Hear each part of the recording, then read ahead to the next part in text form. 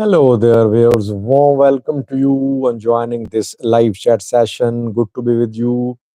Always good to be with you in live chats where I can speak freely.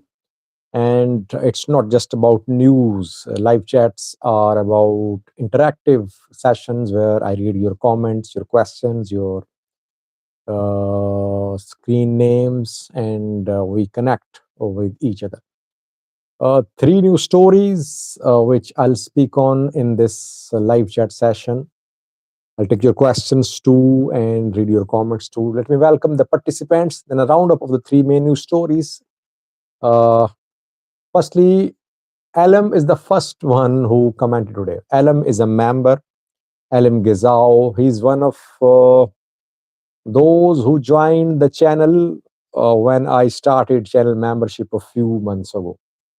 He was one of the first. Welcome, Alam. uh, Yusuf Kabede, another regular participant in live chats.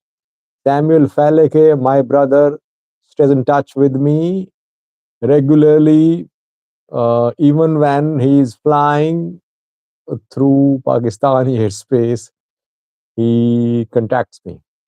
Wonderful man. Uh, GHDE, another viewer.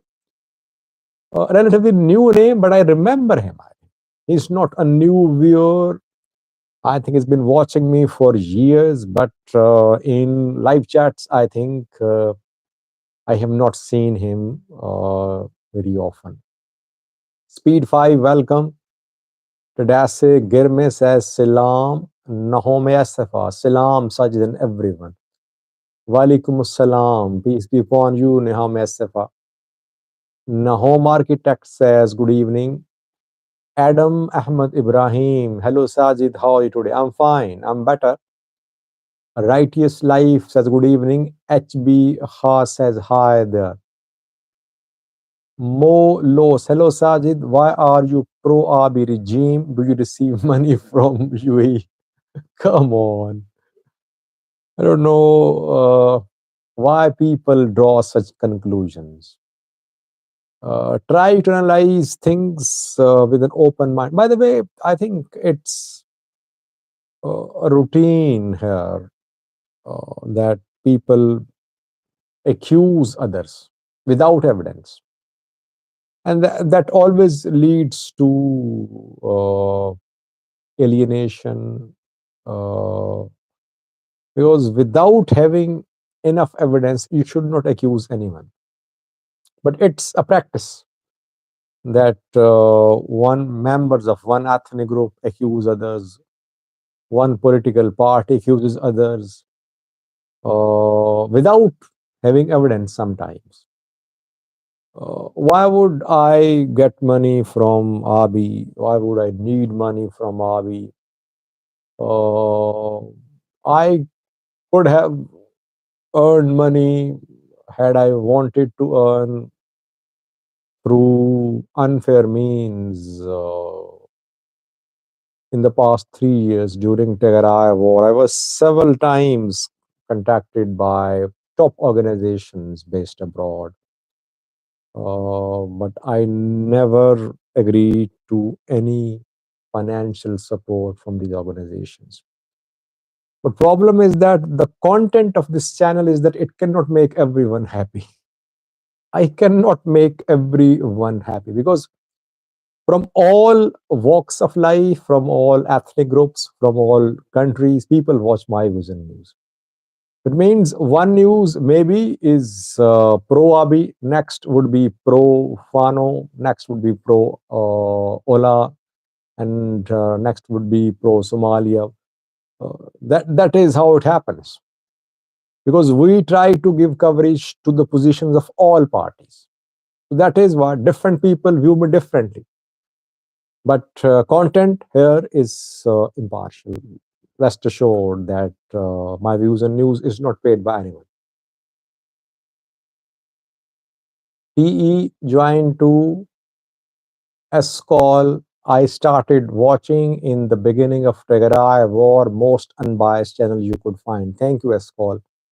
Irmias Abdisa says, hi. Chapter 4. Sajid, you're going to speak very good Amharic very soon. No, I have not been able to learn any language, Ethiopian language so far. I think learning a language needs time and commitment, which I don't have. You need company as well. You need to live uh, in the area. Your friends should speak the language. So I don't think I'll learn any Ethiopian language soon. Peace and Love says hello. Another member, warm welcome, Peace and Love. Peace and Love has been backing me, uh, morally supporting me for years. A really good soul, I would say. Priyatia from Isas. Hi, Sajid, how are you? Thank you for your always reliable information about our region. Thank you. Ali Raya joined to Magatism. Yusuf Kabir says, as your previous video, almost all Amhara region became battlefield. And several views criticized Sara too. Uh, Alam says, so you can confirm that YouTubers are bribed too. Well, I was contacted, so it means others are contacted as well. So I don't want to blame anyone. Uh, but yes, reporting by top news outlets is not unbiased, I would say. It's not neutral. They work on some agenda. Behind them, there are organizations, there are individuals, there are political parties. That is what I would say, not more than that. Uh, a name in Amharic, I think, has become a member for 1 month. Thank you, but I wish I could have read your name. Hamza Umar joined to Ahmed No Hailu Arafayan. Have you been in Ethiopia? How do you get all this information? Come on, Hailu. For the last 3 years, I have been covering Ethiopia. I have scores of sources now. Som says Hassan Sheikh. Ron Sheikh, hi Sajid, you are one of the most reliable news I have ever seen. Thank you. Thank you, Ron Sheikh. Now, a quick roundup of today's main topics. Abiy joined to firstly fighting in the Amhara region. I did a video, a detailed video on a map this morning. And I'll do a video after a few hours too, because it's easy to brief people on the map. So I'll do a detailed video about fighting in the region after a few hours. Hopefully, I'll do videos on daily basis. But in this video, we'll focus on some other developments related to fighting in the Amhara region. What is happening? What is military's plan? What are Fano's plans? Secondly, fight for the control of airspace over Somalia and Somaliland intensifying. Uh, Ali Raya says he started following me from Azerbaijan-Armenia war. I did not blame you for a second, he says. Thank you, Ali Raya. So today, a Somalia's minister spoke about airspace over Somaliland. Maybe flights to Hargeisa could be redirected, rerouted, and the flights might be told to pass through Mogadishu to reach Hargeisa. Thirdly, Abiy is in Kenya. I said that yesterday that PM Abiy was due to visit Kenya. He arrived there today. We'll talk a little about that. Hi, says your excellent Sadit. Birhano Fofa, hi, Mr. Sajid. Don E joined as well.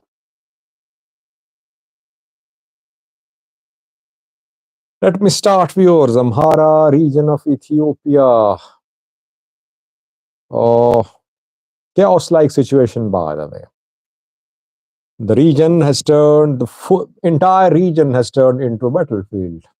Most parts of the region have turned into a battlefield. All main roads are closed. Shoa, North Shoa to Oromia roads, North Wollo to North Shoa, Oromia roads, East Gajam, West Gajam to Oromia roads, Bahirdar to Gajam road, Bahirdar to Gondar road, Rata to Waldia. All main roads in the Amhara region are almost closed. While Amhara regional government says that things are under control and situation is under control and operation to restore law and order is ongoing. On the ground, the region has turned into a battle zone. That is how a battle zone is like, that everything is disrupted. So when roads are closed, it means that everyday life has been disrupted. Businesses are bound to be closed. In most parts of the areas where fighting is ongoing, like in Gujum, like close to Gondar, like in some parts of Himra, some parts of South Wollo, North Shore, businesses are closed. Businesses cannot remain open. Government departments largely closed as well. Educational institutions closed too. Hospitals facing shortage of medical supplies. So while we talk about the gains and losses of two sides, we must look at the broader picture as well. The broader picture is that the region has turned into a battle zone because of this new operation launched by military 3 days ago. And when Ethiopian military extended state of emergency, Ethiopian government extended state of emergency in Amhara, back then we said that it was an indication that Fano groups were in a position that they were still a force to reckon with. That is why military wanted to crush them, and military asked the government to extend state of emergency. State of emergency extended, and now operation ongoing. What will this operation achieve? Too early to say. Military today made some big claims. I read a video where military issued first statement claiming that it had killed 47 Fano fighters in Gojam, in Sakala. Later, another statement was issued by Ethiopian military. So now, according to the statements issued by Ethiopian military, the military has allegedly killed more than 100 Fano fighters so far on different fronts. Fronts like Sakala, Bore, and some other fronts too. Faris Beth as well, I think. Faris Beth, Bore, Sakala, Ashefa, Agote. These are 5 main fronts. According to military, 110 Fano fighters have been killed since the start of this operation. Big claim the military. Then Sarah told you about the names of some senior Fano commanders, which military mentioned in its statement that they have been killed too. They're unknown to me. By the way, I don't know much about the lower level, mid level Fano commanders, but I know about top level Fano commanders. The names mentioned in today's statement by military are of some lower level or middle level Fano commanders. No top commander in Gajam has been killed so far. If Zameen Akasi is killed, it's a big news for me. If Commander Zenibao is killed, it's a big news for me. Killed or captured. I don't want them to be killed or captured. It's not my wish. I'm saying that if Massafin, if Udajo, if these people are killed or captured, that's a big news for me. So far, military has not been able to kill, capture, or injure any major Fano commander. Yes, some lower level have been killed, but still military has not shown evidence of the claims it is making. And we know that whenever they say truth is the first casualty of war. So there is a warlike situation in Amhara region. So you'll see both parties make tall claims. They'll exaggerate their losses. They'll play down their, they'll exaggerate their gains. They'll play down their losses. That is what happens in every war zone. So don't expect. This Spy is commenting the same thing again and again. Sajid, you are quite biased. Well, if you want me to support any group, if you hope I'll support any group, it won't happen. So if you're wasting your time, basically, if you hope that I will support Fano, I'll support Ola, I'll support government, because some people have been blinded by their loyalty towards these groups. People believe that Fano is fighting to protect Amhara people, Ola fighting to protect Oromo people, government fighting to protect Ethiopia. Luckily, I'm blinded. You will find it difficult to agree with me, and same is the case with me. It's difficult for me to agree with you. Reporting is correct, but it is unbiased for you. It's biased for you because of your loyalties. Try to analyze it objectively, then you'll understand. So this is what military is claiming.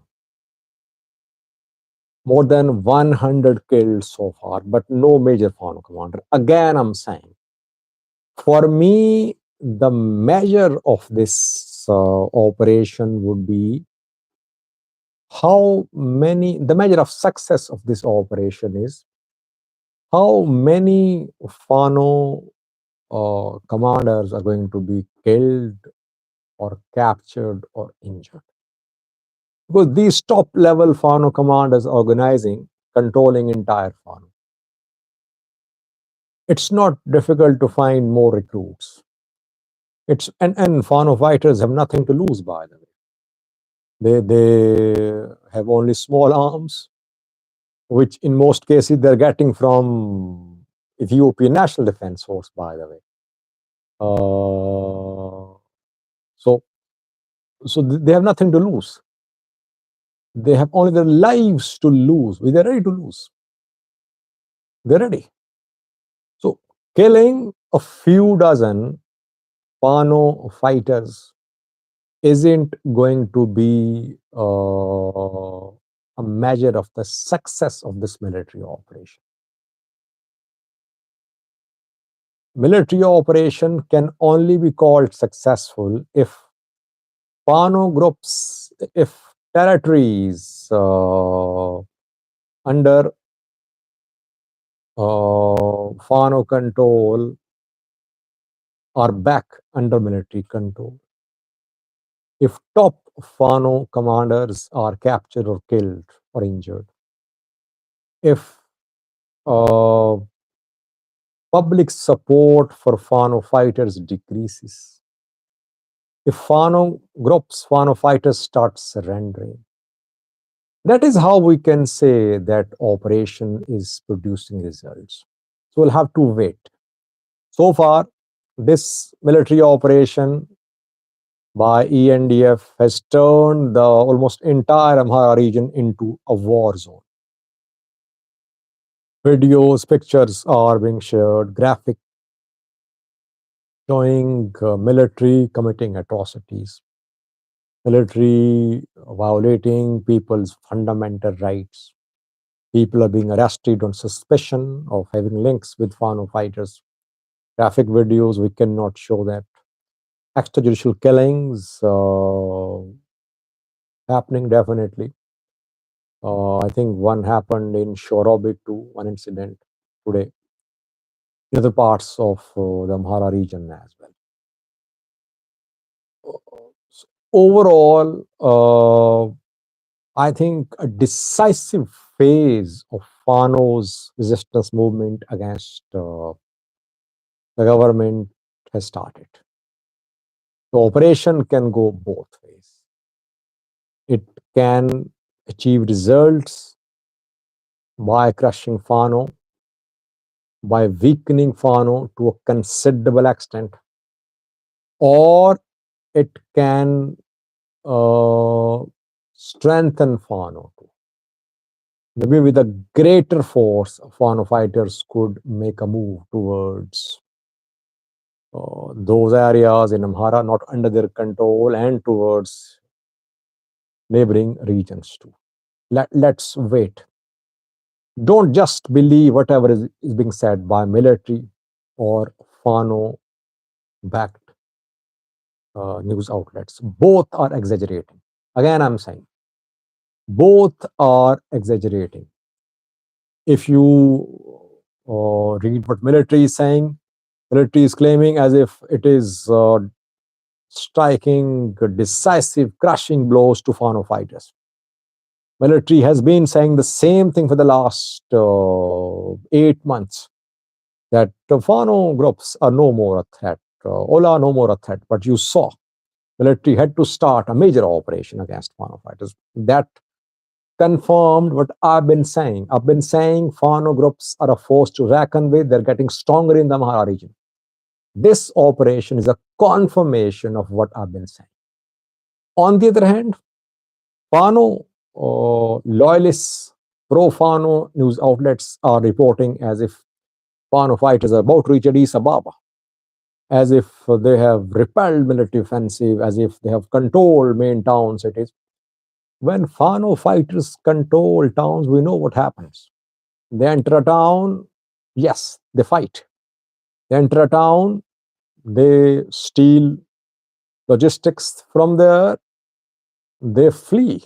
That is what control means for them. That is what they have been doing. So if I report today that Fano fighters are in control of Digger Remote, yes, they would be there, but tomorrow they won't be there.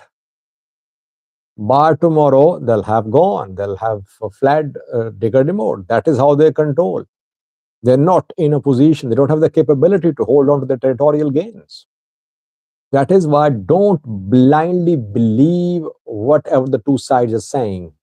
Analyze the developments objectively, and then you'll see what is going to happen. What is the fate of this military operation? After a few hours, I'll do a video, detailed video about the situation in the Amhara region.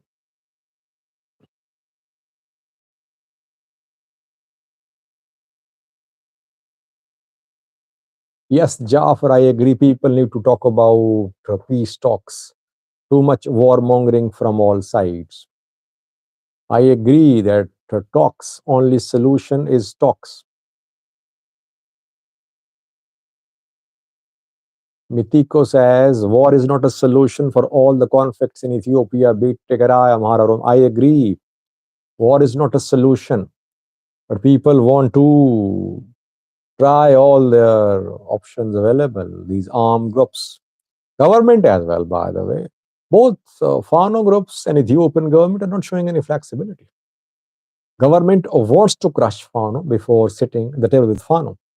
Fano groups say no talks with the government. Government has no right to be in 4 kilo. This government should be removed. Yes, boast last. I am recovering better now.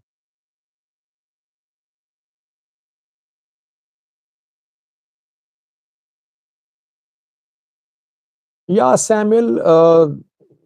Samuel is saying, as it is a battlefield, fighters are bound to die. That alone can't be considered as gains on the ground. Well, what do Fano fighters have their lives to lose, as I said earlier? Losing of weaponry, no issue for them. Losing of territory, no issue for them. They'll come back. If they suffer casualties, especially of their top commanders, I would say that it means that Ethiopian military is achieving its targets. It is getting results. Otherwise, how to measure this operation?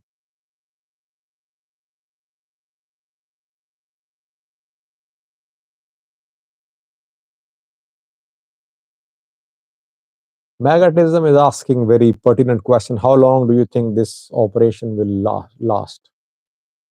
Well, the operation, by the way, has been ongoing for 8 months now. It's not something new. Only the intensity of this operation has been increased. So the intensity will decrease very soon, I think. I don't think it will go on for months. It's difficult. It will be difficult for military to continue with this force against Fano fighters. Fano fighters will start retreating from their territorial gains to come back later, I think. So I think it won't go on for months. Now, our second news story: Somalia Somaliland fight for the control of airspace. Firdosa is Somalia's Minister of Transport and Aviation, and she today hinted at a possible move from Somalia, which could seriously escalate tension between Somalia and Somaliland. She said that Somalia's government is considering rerouting flights to Hargeisa. The flights will have to fly through Mogadishu to reach Hargeisa. Will Somaliland allow it to happen? We don't know. But we've been seeing fight for the control of airspace over Somaliland between Somalia and Somaliland.